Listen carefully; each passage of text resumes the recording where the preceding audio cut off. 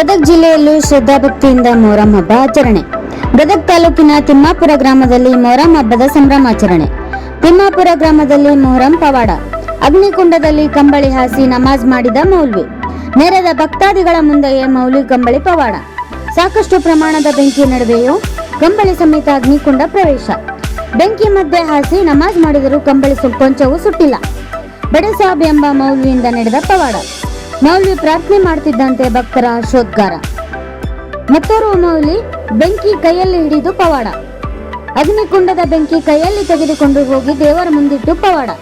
ನಂತರ ಭಕ್ತಾದಿಗಳಿಂದಲೂ ಅಗ್ನಿಕುಂಡ ಪ್ರವೇಶ. ಹಿಂದೂ ಮುಸ್ಲಿಂ ಭಾವೈಕ್ಯತೆಗೆ ಸಾಕ್ಷಿಯಾದ ತಿಮ್ಮಾಪುರ ಮೊಹರಂ.